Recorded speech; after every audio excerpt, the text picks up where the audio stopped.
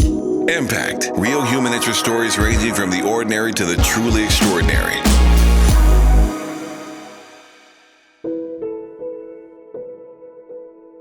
Hello, this is Fatima Husain, and you're listening to Impact, the program which introduces you to extraordinary human interest stories from around Canada. Today, we bring you the story of the most discriminated people on the planet, the Rohingyas. The Rohingyas are an indigenous, predominantly Muslim minority in Myanmar. Despite their indigenous status, the Buddhist-majority Burmese government refuses to recognize their identity and has subjected them to years of persecution and violence. Perhaps at the point of extinction, the Rohingya voices have been for decades drowned, until recently when their catastrophic suffering became known to the outside world. According to the United Nations, hundreds and thousands of Rohingya refugees have been forced to flee their homes and seek refuge across Myanmar's borders. A few of these refugees found their way thousands of miles away in Canada. Yusuf Zine, a Toronto-based actor and producer, took it upon himself to put the Rohingya crisis centre stage in Canada. Together with a handful of refugees, he produced a strikingly remarkable play and documentary, I Am Rohingya.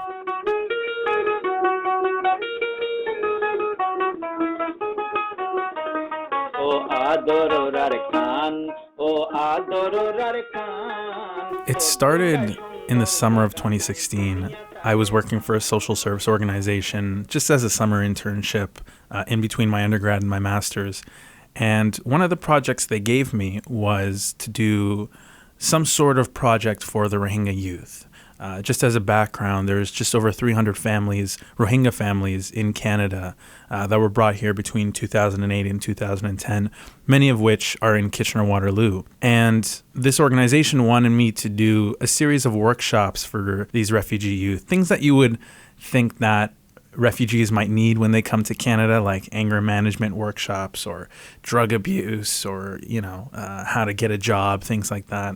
And I had never met anyone from the Rohingya community. I didn't know who these kids were. And I felt sort of uncomfortable organizing these workshops for kids who I didn't know if they needed any of this. So I decided to just meet with them. So I literally found a contact sheet with all of their phone numbers. I called them up and said, hey, my name's Yusuf. I'd like to meet you and just talk to you about doing something this summer. And so we met at the back of this community center one afternoon. They all showed up, surprisingly. And I pretty much just laid it out for them. I said, listen, I work for this organization. They have all this money from this grant to do something with you guys. What do you guys want to do? Like, what's the best use of this money of this summer for you guys? And I kind of half expect them to say, oh, we should go to Wonderland, or we should do like a fun sort of summer activity. But unequivocally and unanimously, they all said, we want to tell our story.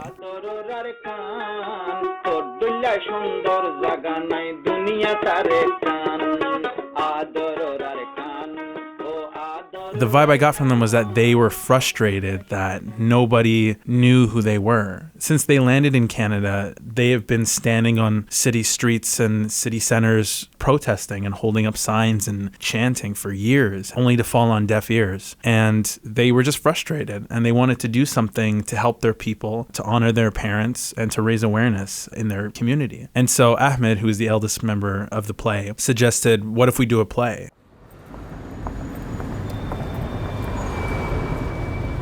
My name is Ahmed Ullah. I was born in a refugee camp in Bangladesh. The Yapra camp that I was born in was actually the first camp in Bangladesh that refugees settled when they came in 1992. For me, personally, I did not like living there because it's a horrifying nightmare. Every single day you're waking up to something, you have no hope. You pretty much don't exist to the world because nobody really knew who we are, what was happening, and how we got there. So for that reason, life in a refugee camp was never a life that anyone should live because we never had the basics, no essentials, no food, no freedom, no education. And we couldn't even speak our name because that wasn't allowed. If we claim that we are from Bangladesh, they will punish us. And if we say we're from Myanmar, they will tell us to go back to Myanmar.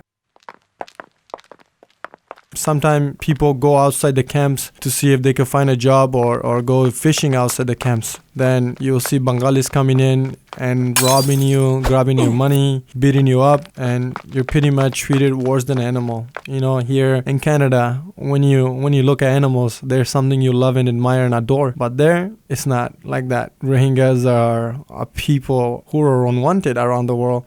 You see, growing up, I never had proper guidance. I never had a proper family, actually. It was me and my sister. My mom was actually pregnant when my father was killed by the Bangladeshi police in the camps. He was trying to come home. He went out of the camp to go shopping for Eid, and they grabbed him and tied him, and they took him to the prison.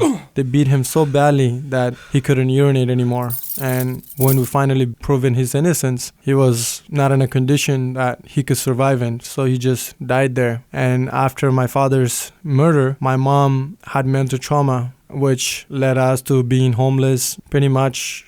It's not easy to trust somebody with stories of trauma that you've been through, that you've witnessed. And so I took it as a great sign of respect that they were willing to share their stories with me. And I heard very difficult stories from kids as young as 8 years old, 12 years old. And from that moment on, once we had enough stories and I had a better understanding of the conflict and the crisis, we decided what kind of show we wanted to do. It would be a 4-act show, taking the audience through the experience of their lives, but also just the typical Rohingya refugee, what their life is like. And the goal of it was really to educate the audience on who the Rohingya people were and to give the kids a platform to tell their story, but also just to put on a good show. I think the kids were excited at the possibility of doing live theater. I know I was. And so we all really wanted to make something that would have a huge impact.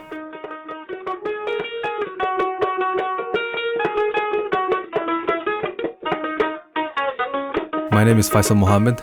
I'm 21 years old and I was born in Bangladesh. Living in a refugee camp was like more like living in a box. Like I believe that living in a box, how when people are dead, that's when we put our human being into the box when they're dead and stuff. But so that's how we lived inside the Bangladesh refugee camps. When we met Yusuf, at first he said, "Oh, I want to do something about the Rohingya people." And at first, when he asked me, I remember it was in summer and he came to us and we're having it was a neighborhood day, so we're having like a barbecue. And then he asked, "Oh, I want to meet all the Rohingya people in this community." And then I called everyone, and then he said, "What do you guys want to do? I want to help you guys out." At first he thought we needed help to erase our horrifying memories from our brain. We all gathered together and he asked us, "What do you guys want to do?" And then we said, we want to tell our stories to people. And then so how do we do that? Because we have done a lot of protests, a lot of demonstrations. We went to Ottawa, we went to Montreal, we went to Toronto. 5-6 years we have done a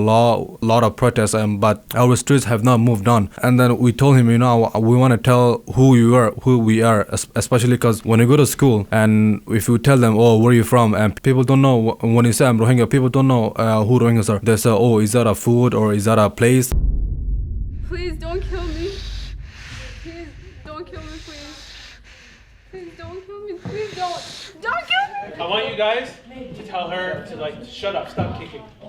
Don't swear. It's weird. It's been a surprise to see how much audiences have latched on to this play. When we were doing it, when we were rehearsing the show, I think all of us sort of half expected that no one would show up on opening night, or we wouldn't get a huge turnout. You have to remember that this was at a time where the Rohingya issue wasn't in the news a lot, like it is now. Even now, it's barely in the news, but at that time, there was no coverage on it. And so we were worried that we were going to do this show and put it on, and we'd only get 20 people in the audience or just a few people showing up, our parents, our families. And that didn't bother us. That didn't really discourage us.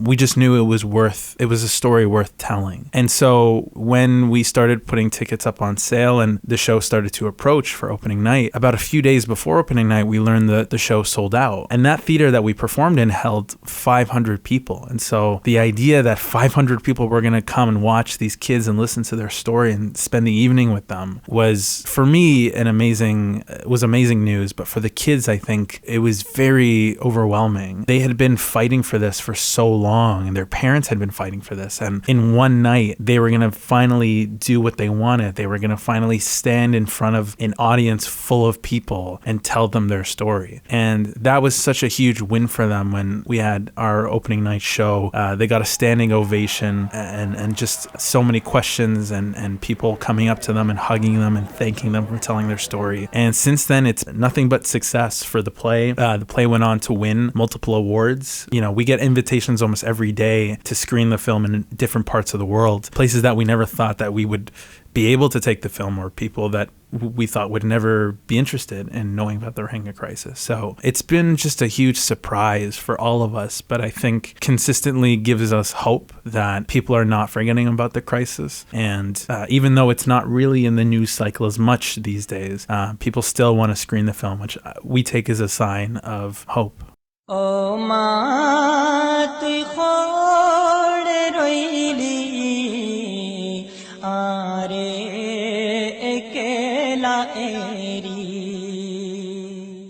it's been a really interesting time from the moment we started this project. A lot has happened for the Rohingya people, predominantly in Canada. I mean, Canada has been, a champion, or rather a major player in this issue, whereas that wasn't the case a couple years ago. And I do find it interesting, and I think definitely that everyone involved in this project can admit that since we started this play, there's been a lot of movement in the country. And not to say that we are the sole responsibility for that. I think we saw the issue intensify in late 2017, and that caused a lot of uproar. But I do certainly believe that these stories were brought to Canadians' attention directly from these kids. I think a lot of Canadians didn't know that they have Rohingya neighbors. There's people in their community that are Rohingya and that have incredible stories to tell. And I think that was eye-opening for a lot of people. People always thought that, this was an issue that was happening in, another continent in Southeast Asia, didn't really concern them. But when we premiered the play and screened the film, people realized, well, it is our issue because these are Rohingya Canadians. They live here with us. They're our neighbors. They share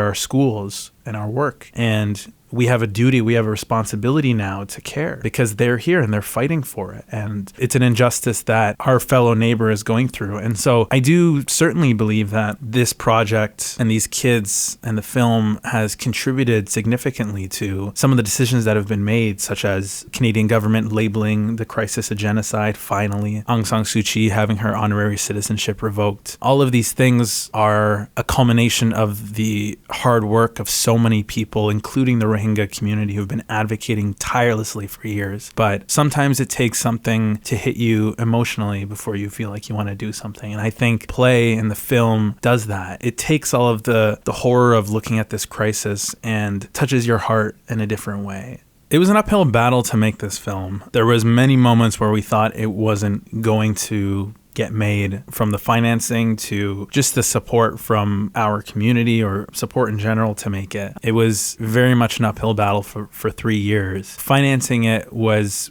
tricky. This was our first film and we didn't know how do you finance a documentary about a group of people that no one really knows about or really cares about? And how do you sell this idea, especially when you're a first-time filmmaker? We launched a crowdfunding campaign on the platform LaunchGood, where we were able to raise $15,000 to help the initial part of production, which was amazing and helped us really do a lot of the core production side of things, like documenting the rehearsal process and doing the interviews and whatnot. But then we got to a point where we weren't getting any grants. We were applying to them, every grant under the sun, and unfortunately the project just wasn't connecting with people. And we were worried about how far we could take this without funding the rest of it. And thankfully, a group, an amazing NGO based in Ottawa called Interparis, swooped in at the last moment and emailed us and said, hey, this project sounds amazing. It's in line with what we do. What do you need? And they literally saved us and financed the rest of the film, and still to this day helped us finance the distribution of it.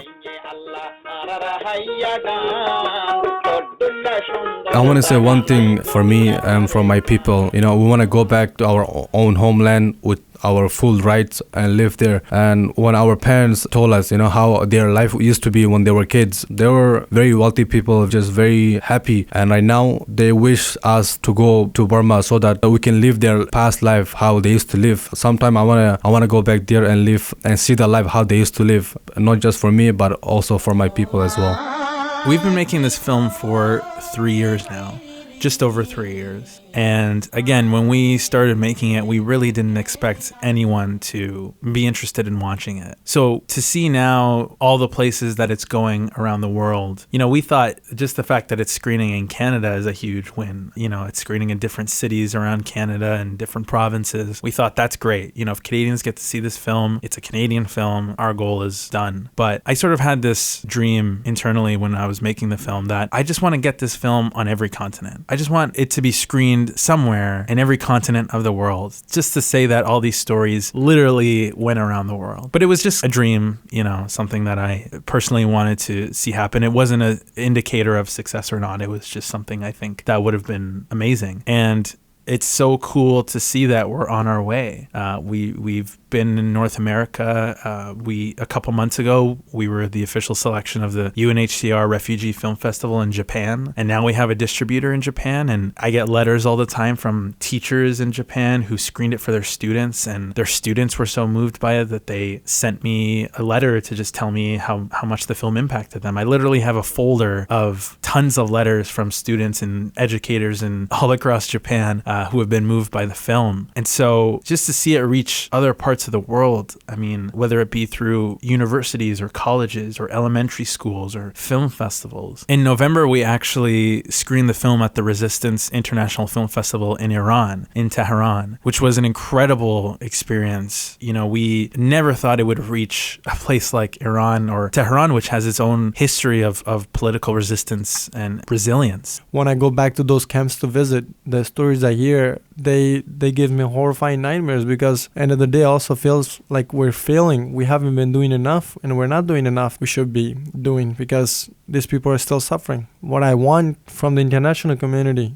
over there people don't matter. We're the ones who can change that. If Canadians, American, international government, if we all think and consider them as people, I think we can really make a difference in stopping this genocide. It's easy to look at what's happening on the news and feel like you understand a conflict, but it's not really until you hear the stories from people who've actually lived it. And with this film, you're not just hearing stories, you're seeing kids reenact their stories for you, which took a lot for them to do. And so I think it's incumbent on us to pay honor to that. And so even if you're not sure about what's happening in Myanmar or what's happening to the Rohingya people, watch this film and really give the kids a chance to tell you a story, because I think whatever side you're on, you will be incredibly moved by it.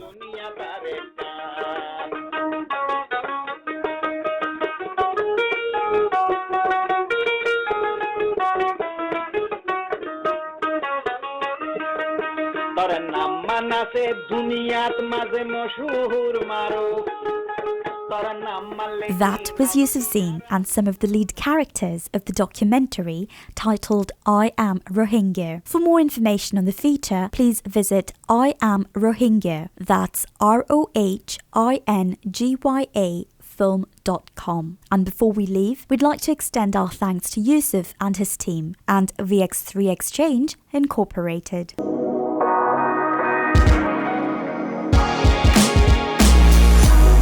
Impact is a production of VX3 Exchange, featuring the stories of extraordinary people, sharing their stories again and again at VX3Exchange.com or our social platforms at VX3 Exchange.